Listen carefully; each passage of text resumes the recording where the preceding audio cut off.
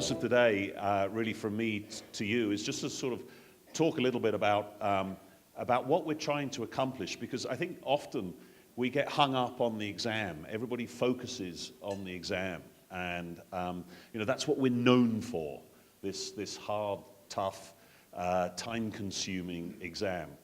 But the exam is the entry ticket to a profession, and that's what we need to work a lot harder at doing, is talking to our membership and to our student body about what it means to be a professional and why you should be a professional and why we should have an investment profession and how important that is, not just to the sustainability of the industry that we all work in, and obviously that's absolutely crucial to us on a personal level. We want this industry to be sustainable because we want jobs, and we want better jobs, and we want to get on and look after our families and do all the things that everybody is motivated by.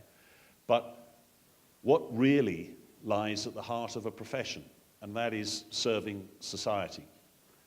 If you think about professions that we can all agree on, doctors, for instance, if you think about doctors, what makes medicine a profession? It's because society says that it's a profession. Society says you cannot practice as a doctor unless you have the following qualification. And why does society do that? Why does society protect doctors? Because doctors do something that society values and needs. And today, the investment industry isn't quite there. The investing public doesn't really understand what we do. Often the investment public doesn't really trust what we do. And so society doesn't protect us. It licenses us to a certain extent, but it doesn't really protect what we do for a living. And we need to get there if we are truly to play a role. And we will get there when we know that society as an aggregate really says these people who are working in the investment business are doing something that is of great value to society, that we need to make sure is maintained, is improved upon, and really works to everybody's advantage. And so that's why this short talk today is called Building the Investment Profession, because I don't think we have one today, and it's everybody's responsibility in this room to build that profession. And the best way we can build that profession here in Kenya is through your local society. That's why local societies are so important to us. Gary and I cannot do it from the center. It's impossible. We are operating in 155 countries worldwide. So the best way for us to impact society here in Kenya is through your local society, which is why it's so important that not only do you become a member of your local society, but that you volunteer for your local society, give your time to your local society, all around this idea of enlightened self-interest, really.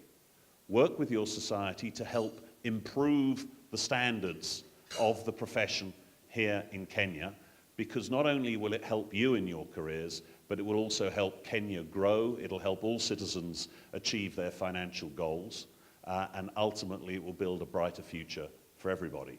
So that engagement with your society is absolutely vital. It's through them, through the interactions we've had today with the Stock Exchange, with the CBA, with the Pension Fund Authority, and with other industry CEOs at breakfast this morning. It's through that engagement that we all share the same agenda of raising standards, really. And that's when people ask me for my elevator pitch on the CFA Institute, I say simply that. We are bent on raising the standards of the investment profession globally. It's as simple as that. On a personal level, we do that through the CFA credential. On a corporate level, we do it through things like the Asset Manager Code of Conduct, Global Investment Performance Standards, and more importantly, working with businesses around the world about their own business models. We've heard a lot this morning already from various regulators about poor practices in the marketplace, fund managers who don't necessarily produce their investment performance returns in the right way or in a comparable way, poor sales practices, poor products. How can we ever build an industry that is going to meet your aspirations unless we correct some of those things. And that you can do through working with your local society to improve conditions. Ooh, oh, that doesn't seem to work. Let's see if I go manual. Ah, there we go. That's the mission of the CFA, to lead the investment profession through high standards of education and ethics. And those final 6 words are the ones that really we focus on more than anything for the ultimate benefit of society. And that's what a true profession does. Profession puts its clients' interests first and its own interests second. And as I say, that really is enlightened self-interest as opposed to anything else. If you look after your clients, the rest will assuredly look after itself. It's our 70th anniversary this year. We've been going at this a long time. And the reason I put this slide up there really is to remind us at the Institute, Gary and I, that the Institute was actually formed 70 years ago by our societies. We didn't sort of spring fresh into the world. 5 societies in the US at the time, we were an entirely US organization, got together to form the Institute back then in 1947. And then in 1963, it took us 15, 16 years to actually launch the first exam. And this is what the first grading team looked like. This is my favorite slide. It's my diversity slide, as you can see. At the time, it was an entirely US activity. And for those of you who are level 3 candidates, this is the first grading class back then in 1964 or 5. So these people actually graded the examination papers, and that process is going on in Charlottesville as we speak. So Charlottesville in Virginia is our headquarters, and for those of you who are level 3 candidates, a group very, very dissimilar to this one, I can assure you, of 600 people drawn from all over the world are grading those exam papers that Gary spoke about. We have about, I think we have something like 31,000 CFA level 3 candidates being graded last week and this week in Charlottesville, manually by 600 charter holders drawn from all over the world. So it's quite a process. I was there last week to sort of look upon it. But the key of this slide really is not to poke fun at this man on the right with his funny shorts here. It's more to just talk about that caption really, because what the Institute is about has never changed 1 inch from that quote. It's drawn from a gentleman who was the first one to have my job, CEO of the Institute, back then in 1967. And it talks about that public warranty, conditions of entry, standards of fair practice, disciplinary procedures, and continuing professional education. And the Institute has not wavered 1 inch from that as a guide for what we're trying to accomplish worldwide. So all of those things were relevant in 1967, and they're relevant today. I won't bother with that. So 3 questions, really. I think the investment industry worldwide is changing fast, and our investors don't really trust us. So how can we do that? How can we build that trust? And the argument runs that we can do that best by increasing professionalism. And what do we need to change to be able to do that more effectively? These are the things that as I said earlier, make a profession. And really it's that first couple of bullet points that are the most important things. A profession cannot self-declare itself. It has to be declared by society. Society has to value us. And we must use our skills and knowledge for society's benefit first and ourselves second. And I think that's something that when we all think about the financial services industry in general, and when particularly the general public think about the financial services industry, that second bullet point would be the last thing that they would think about in relation to the financial services industry. They would think about the Wolf of Wall Street or Billions. I'm not sure whether those have come to Kenya yet on television or whatever, but they would think about all the negativity, all the selfishness that has characterized our industry over the last 20-odd years. They wouldn't think of it as being a group of professionals who've come together to serve society's needs, to help people achieve their investment goals, to help investment flow to where it's needed. And nowhere is that more important than in the developing world. I myself, I actually don't live in America, and as you can hear, I'm not American. I'm very proud to be English, and very proud to be the first non-American and non-American resident to have this job. And the reason why is because we are trying to be global, because we are trying to build this profession on a global basis. And I think that's, that's very important to stress. So times are changing. The Institute is doing extremely well, as Gary explained, 280,000 odd candidates a year. But still to this day, most of our members are in the US, as you can see from this slide.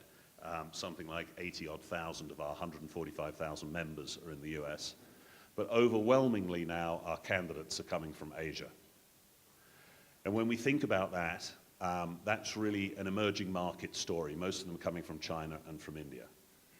And when we think about the demographics of the planet that we live in, and as a not-for-profit, we have this wonderful opportunity to look a generation ahead, we know where the world's youth is going to be. And that youth is going to be here in Africa. It's not going to be in Asia. Asia is a continent that is aging fast. So Africa is absolutely vital, because what do we bring to the developing world? For young, aspirational people in the developing world, we offer the opportunity to raise your game to a global standard and to participate in a global industry. And that's absolutely vital. And sometimes in the West, when you're in America or in Britain, you sort of think about financial services and you get sucked into the general sort of CNN world, where you would be forgiven for thinking that all investment types, all financial professionals could be swept aside, put in the trash can, and the world would be a better place. But the one thing that you know when you live in the developing world is that that isn't the case. That the improper allocation of the world's resources is the single biggest issue that developing countries face. Not having a functioning financial system is a huge problem. You can't build the infrastructure that you need, whether that's roads, rail, ports, airports. You can't invest enough in education. You can't invest enough in commodities and in agriculture in general. And a financial system enables you to do that. So the work that we do is absolutely vital to society. And in the West, we've kind of forgotten that. It's got lost in the shuffle. And what we need to do at the Institute, and Gary spoke a little bit about the future state of the investment profession and other thought leadership publications that we're working on at the moment in the Institute, what we need to do is to make sure that the world's capital is properly intermediated to where it's required. And most investment opportunity is in the developing world. Most of the investment returns, as well as the risk, is in the developing world. And the global financial system today does a very poor job of long-term investing, of thinking about how to intermediate those savings, of which there are plenty in the world, to approximately the $50 trillion of infrastructure spending that Asia alone needs today. So let alone the amount of money that Africa could absorb on infrastructure spending. So a huge challenge for our profession to help us move to where we need to be. What are we at CFA Institute? Well, our core is the investment management business, and that's often difficult to talk about in the developing world because there are the lines of demarcation between banks, between insurance companies, and between our investment management companies are not as sharp, not as bright as they are in places like North America or continental Europe. But that's where we live. We live in that investment management world. That's the space that we are trying to dominate. And we want everybody who works in the investment management profession, who touches client money, who has a fiduciary responsibility for other people's money, to have the CFA designation, to be a member of CFA Society East Africa, and to work together to develop those higher standards. So we make no apology. We are out for global domination. We are not here to run a sort of gentleman's club that keeps people out. We're a profession. If you're qualified, we want you to come join us. And we want you to come and try and make the investment industry as successful as it can be. And how are we getting on with that? Well, today we only have about a 9% penetration rate globally, obviously higher in North America. As you would expect, we've been going a lot longer in North America. But globally, only a 9% penetration rate of the, roughly speaking, 1 million people who are working in that fiduciary capacity today. So very, very low. And again, I would urge you to think about doctors in that regard. If you went to a medical practice and you only had a 1 in 10 chance of meeting a doctor who had an appropriate qualification, you'd be horrified. But that's the situation in the investment profession today. So we need to correct that. That's why trying to speak to as many young people as we possibly can, to speak really to as many businesses and regulators as we possibly can, to make sure that there's a demand for charter holders, that your regulators, that your employers really recognize the value that charter holders can bring to them, because we need to improve that number. Often in the developing world, the CFA is looked upon as a distinctive mark. It cuts you, it stands you out from the crowd. Very, very few people here in Kenya have that charter. And so it's not only is it a badge of honor, but it is also something that helps you very directly in your career. And that's great, but it's a phase. What we want and what we have in the developed world is that the CFA credential is the standard for everybody. And that's what we're trying to move towards. And that's what building a profession really is about. So East Africa, as you can see, roughly speaking, 107 members today and 964 candidates. So in China, for instance, we have about 60,000 candidates. So that gives you some sort of idea of our ambition for Africa. When you think about Africa, Africa in a few years' time is going to have the population of China. So we should be doing 60 to 100,000 candidates in Africa. And today we would be around 8,000 or 9,000. So lots and lots of development potential in Africa, very definitely here in East Africa. And I have asked Gary, and Gary has certainly willingly taken up that burden of really designing a comprehensive strategy, particularly for sub-Saharan Africa, where obviously linguistically it's much easier for us to operate. As you know, it's an English language exam, and where we are desperately underdone in terms of our activities in the marketplace. So we're very committed to that. As you know, here in Kenya, we reduced our annual fees, working with Gary on thinking about how we can bring more scholarships to Kenya, working with Gary to think about how we can reduce the price of the exam here in Kenya as well. Well, it's kind of you to applaud, but I said working towards. Very, very important nuance, but I'm very glad you seized upon that, because it is important. I mean, we're very conscious that we make a lot of money out of the exam, and we have to find ways of putting that back into the community. And one way of putting that back into the community is actually just to reduce the amount of money we make by cutting the cost of the exam. That's I think on page 1 of the CFA curriculum. So we'll try and think that through a little bit more carefully. I can't remember exactly what the statistic is, but something like 20% of the world's under 30s are going to be on this continent within this next generation. And this is a wonderful opportunity for us. When we're working in the developed world, you are one voice among hundreds. I do a lot of work in Washington, D.C., and Gary does a lot of work in London and in Brussels in the EU. I do a lot of work where I live in Hong Kong. And you're one voice amongst so many. There's so many vested interests that it's very, very difficult to actually move the needle towards higher standards. But here in the developing world, we stand out in the crowd. There aren't that many people going to the Capital Markets Authority or the Pension Fund Authority or the Stock Exchange and talking about raising standards. What can we do practically to help? So we get great airplay here And that's another reason why you need to support your local society. We've got direct avenues to all the people who make the decisions here in Kenya. And we can use that influence to really change things for the better. And if we try to do that all together, collectively, I'm 100% certain that we can raise the levels, raise the employment opportunities here in Kenya. So that's it, as far as I'm concerned. That's the messages that I wanted to leave you with today. Hopefully one of hope and of looking forward into the future. We really are committed to investing here in Africa. Gary and I having a wonderful Kenya, East African tour. We're off to Uganda and then Rwanda. It's great fun for us. It's as Gary rightly said, it's the biggest pleasure of this job, is to get out to meet different communities, to meet all of you here. So please don't be strangers. Come up and say hello. We're very open. Ask us any questions.